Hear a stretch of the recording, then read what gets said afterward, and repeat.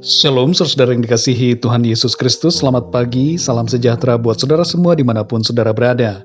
Damai dan sukacita oleh Roh Kudus melimpah senantiasa dalam hati dan kehidupan saudara semua.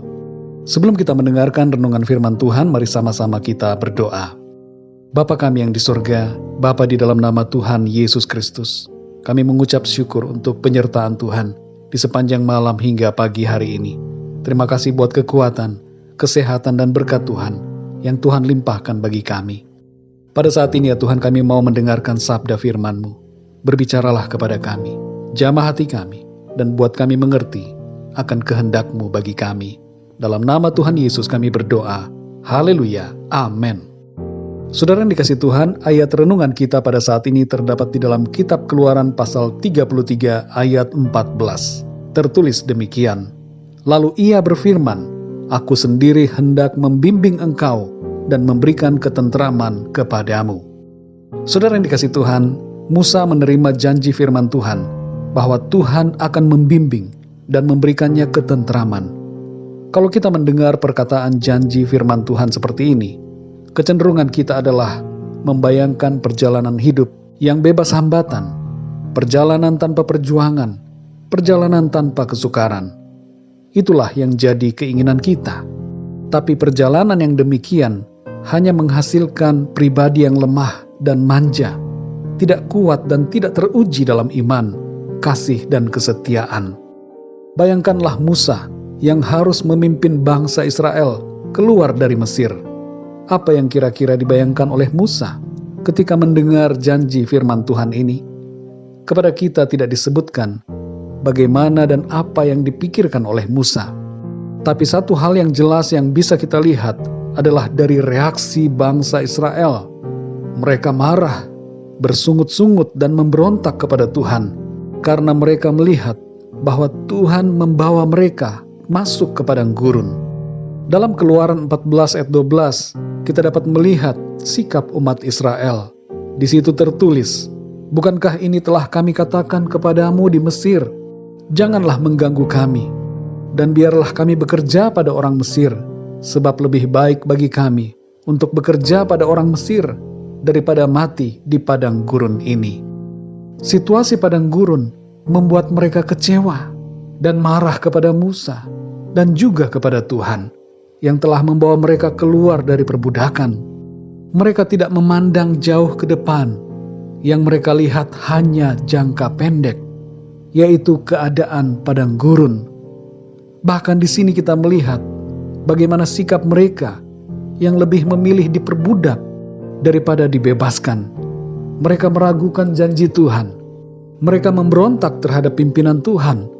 Mereka ingin keluar dari tuntunan dan bimbingan Tuhan, serta tidak lagi percaya akan janji ketentraman yang diberikan Tuhan. Sikap Musa berbeda, saudara. Ia tetap mempercayai akan janji Tuhan kepada bangsa Israel. Sekalipun yang ia lihat di depannya adalah padang gurun dan berbagai kesulitan serta tantangan yang berat, namun ia mengarahkan pandangannya kepada janji-janji Tuhan. Ia melihat akan kuasa dan keajaiban Tuhan dalam perjalanan mereka. Saudara yang dikasihi Tuhan, janji bimbingan Tuhan dan ketentraman berlaku buat kita semua yang percaya kepadanya di dalam Kristus. Kita dituntun dan dibimbing oleh Tuhan melalui Roh Kudus-Nya dan diberikan damai sejahtera dan sukacita dalam hati kita.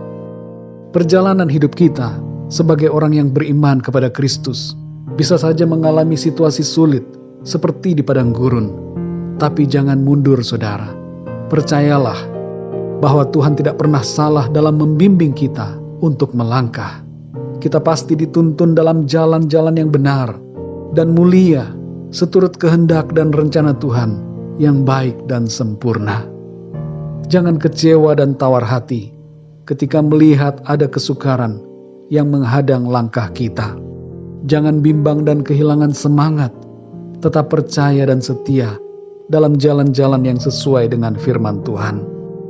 Saudara yang terkasih, iblis berusaha untuk mengingatkan akan masa lalu yang seolah-olah lebih baik daripada masa sekarang di mana kita sudah percaya kepada Kristus. Iblis seringkali memutarbalikkan kebenaran. Ia menggoda dan mengajak untuk kembali ke kehidupan yang lama, kehidupan yang berdosa, kehidupan di luar Tuhan Yesus. Tapi sadarilah saudara, bahwa hidup di luar Tuhan menuju kepada kebinasaan. Sebaliknya, hidup di dalam Tuhan menuju kepada kekekalan. Tuhan yang memimpin Musa dan yang memimpin bangsa Israel di padang gurun selalu mencukupi keperluan mereka dengan cara yang ajaib dan selalu menyediakan mujizat sampai akhirnya mereka tiba di tanah yang dijanjikan Tuhan. Kita pun demikian saudara. Tuhan memelihara kita selama kita berada dalam perjalanan hidup di bumi ini, sampai kita tiba dalam kemuliaan yang kekal, yang abadi bersama Tuhan.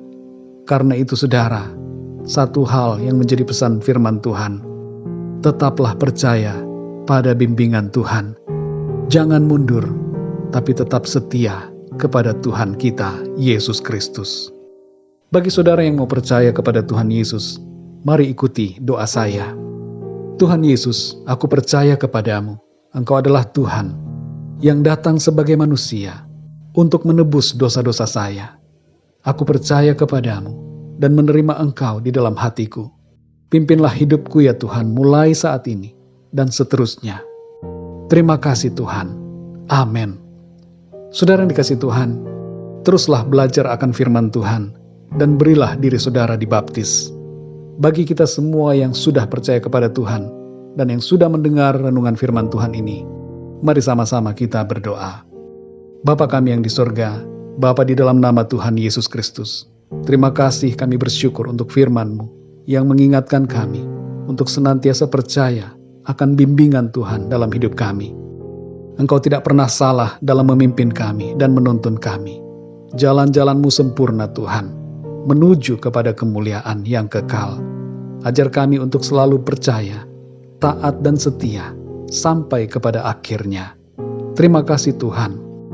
Di sepanjang hari ini, kami mohon pimpinan Tuhan dalam segala aktivitas kami, studi, pekerjaan, dan pelayanan kami, serta apapun yang kami kerjakan hari ini, biarlah semuanya itu memuliakan nama Tuhan. Terima kasih ya Tuhan. Kami serahkan segala sesuatunya ke dalam tangan kasih-Mu, karena Engkau yang memelihara dan menopang hidup kami. Dalam nama Tuhan Yesus Kristus kami berdoa. Haleluya. Amin. Puji Tuhan, saudara yang dikasihi Tuhan, saya percaya firman Tuhan menjadi berkat dan kekuatan buat saudara semua. Dan Roh Kudus akan menolong saudara untuk lebih lagi memahami kebenaran firman Tuhan. Tuhan Yesus memberkati saudara semua. Sampai jumpa dalam renungan yang berikutnya. Haleluya.